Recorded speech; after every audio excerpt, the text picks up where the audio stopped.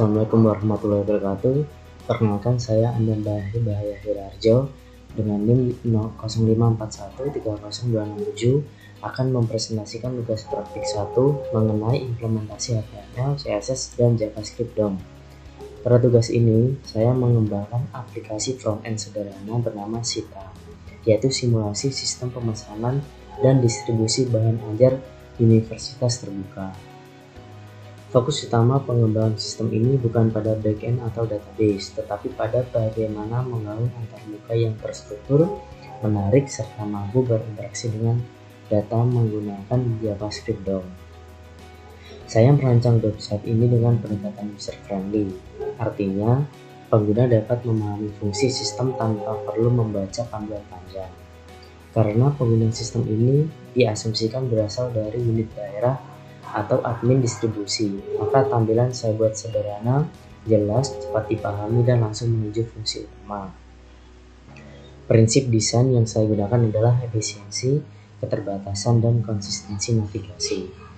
Project saya dibagi menjadi beberapa file agar maintainable dan modular, yaitu login.html digunakan untuk autentikasi, dashboard.html sebagai pusat navigasi, tracking.html untuk pelacakan pengiriman, stock.html untuk manajemen informasi stok, kemudian style.css saya pisahkan agar seluruh desain terpusat pada satu file, sedangkan app.js berisi seluruh logika interaktif.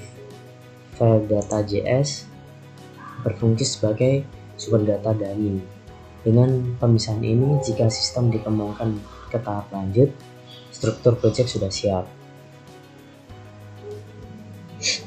Oke, selanjutnya kita ke file login.html. Pada halaman login, saya menyediakan dua input utama, yaitu email dan password. Secara konsep, login berfungsi sebagai gerbang kontrol akses pengguna. Saat tombol login ditekan, JavaScript membaca input menggunakan getElement by ID. Kemudian sistem mencocokkan data dengan array data pengguna pada file data.js menggunakan metode find. Saya memilih find karena lebih efisien untuk mencari satu data yang cocok. Jika ditemukan, pengguna diarahkan ke dashboard. Jika tidak ditemukan, sistem memberikan feedback berupa alert bahwa email atau password salah. Selain validasi kecocokan data, saya juga menambahkan validasi kosong. Jadi, jika pengguna menekan login tanpa mengisi form, sistem menolak proses tersebut. Hal ini penting karena validasi merupakan bagian dari user experience dan integrasi input. Kemudian, selain login, saya menambahkan fitur berupa password dan daftar dalam bentuk modal pop-up. Saya memilih modal karena pengguna tetap berada pada halaman yang sama dan tidak perlu berpindah page. Secara teknis, modal ditampilkan menggunakan manipulasi properti CSS display menggunakan JavaScript DOM. Ini menunjukkan bahwa DOM tidak hanya untuk membaca data, tapi juga mengontrol tampilan elemen secara dinamis. Baik, kita praktek ke login. Di sini kita sudah mempunyai data pengguna, yaitu ada 3 ID. ID pertama yaitu Rina Wulandari sebagai role-nya UPBJJ UT dari Jakarta. Yang kedua ada Agus Pranoto dari UPBJJ Makassar, dan ketiga Siti Marlina sebagai Puslaba Pusat. Selanjutnya ada Doli Setiawan fakultas pada fisik. Kemudian ada admin Sita. Kita di sini coba login tanpa password, email sesuai dengan admin Sita. Di sini aplikasi menunjukkan bahwa email dan password wajib diisi. Karena kita kosongkan, coba kita masukkan password tapi kita salahkan. Jadi kita login. Email atau password yang Anda masukkan yaitu salah. Kemudian Jika kita kosongkan semua, email dan password jadi diisi. Baik, kita coba masuk ke menu dashboard. Jika login berhasil, maka ada tampilan pop-up login berhasil, selamat datang admin Sita, sesuai nama. Oke, kemudian setelah login berhasil, pengguna masuk ke dashboard. Dashboard saya desain sebagai pusat navigasi berbasis card menu. Saya memilih model card karena secara visual lebih cepat dikenali dibanding menu teks biasa. Menu utama terdiri dari informasi bahan ajar, tracking pengiriman, monitoring progress, recap, histori transaksi, dan logout. Di sini saya juga menambahkan greeting berdasarkan waktu lokal. Pada app.js saya menambahkan greeting. Baik, di sini. Jadi jika jam menunjukkan di bawah atau sebelum jam 11 pagi, maka teks tertampil yaitu selamat pagi. Selain atau di atas jam 11 sampai sebelum jam 3 sore, maka akan tertampil teks selamat siang. Selain itu atau di atas jam 3 sore akan menampilkan menampilkan teks selamat sore. Di sini saya waktu menunjukkan pukul 21:13. Oke, selanjutnya secara teknis sistem membaca jam komputer menggunakan objek data JavaScript. Jika pagi muncul selamat pagi yang tadi saya jelaskan, jika siang muncul selamat siang, dan sore muncul teks selamat sore. Walaupun sederhana, fitur ini meningkatkan personalisasi sistem dan menunjukkan pemanfaatan data waktu real time. Fitur kita cek yang pertama ini tracking pengiriman. Jadi pengguna memasukkan nomor delivery order. Nomor tersebut digunakan sebagai key untuk mengakses objek data tracking. Saya menggunakan objek karena akses data berdasarkan nomor DO menjadi lebih cepat dan terstruktur. Jika data ditemukan, sistem menampilkan identitas penerima, status penerima, ekspedisi tanggal, kirim, kode paket, dan total pembayaran. Ya, selanjutnya bagian paling penting adalah riwayat perjalanan paket. Baik, kita contohkan. Di sini ada data tracking, ada di sini dua contoh. Oke, yang pertama kita coba nomor asal terlebih dahulu. Seperti apa tampilnya jika nomor asal atau tidak ditemukan atau nomor salah akan menunjukkan nomor delivery order tidak ditemukan. Itu. Kemudian kita coba masukkan data tracking. Di sini atas nama Rina Wulandari. Apakah sesuai seperti data.js?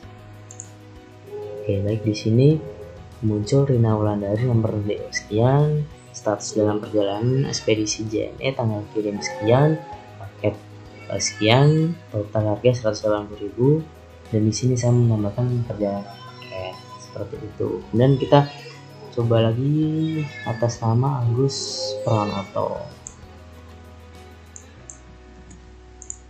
Agus Pranoto, status dikirim, ekspedisi Pos Indonesia sekian, total 120.000, seperti ini. Baik,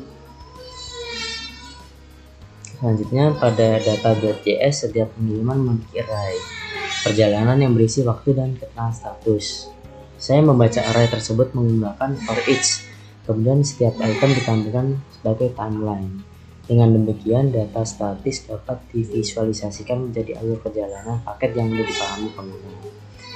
Saya sengaja membuat tampilan menyerupai aplikasi ekspedisi nyata agar lebih realistis dan komunikatif. Selanjutnya kita kembali ke dashboard. Kita bagian informasi bahan ajar. Oke, informasi bahan ajar. Saya menampilkan data langsung dari array data bahan ajar. Setiap item memiliki atribut seperti kode barang, nama buku, edisi, stok, dan cover. Saya memilih tampilan katalog card karena lebih informatif dibanding label biasa, terutama karena produk memiliki gambar. Selain menampilkan data, saya juga menambahkan fitur pencarian real time. Saat pengguna mengetik kata kunci, sistem akan menjalankan filter dan includes untuk menampilkan item yang relevan. Saya juga menambahkan tambah produk baru, edit stok, dan hapus. Kita coba untuk cari bahan ajar. Di sini bahan ajar, data bahan ajar terdapat beberapa data ya. Seperti yang sudah tersedia ada 5 di sini. Mulai dari pengantar ilmu komunikasi, manajemen keuangan, kepemimpinan, mikrobiologi, perkembangan anak bisa di sini. Perkembangan anak bisa di sini. Kita coba cari di sini kan keuangan dan kepemimpinan. Kita coba cari ke, akan muncul manajemen keuangan, kepemimpinan, dan perkembangan anak bisa di sini. Kita coba fokuskan keuangan dan muncul manajemen keuangan saja. Contoh ilmu komunikasi, kemudian dini, seperti itu. Kemudian fitur selanjutnya tambah produk baru. Di sini coba kita masukkan MSIM 001 dengan nama barang pemrograman berbasis web. Kita pilih jenis barang yaitu PMP, edisi 1, jumlah stok kita isi mungkin 200. Kemudian coba kita tambah produk, dan produk berhasil ditambahkan, kan muncul di sini seperti itu. Kemudian kita coba edit stoknya. Awal 200 kita coba edit menjadi 150.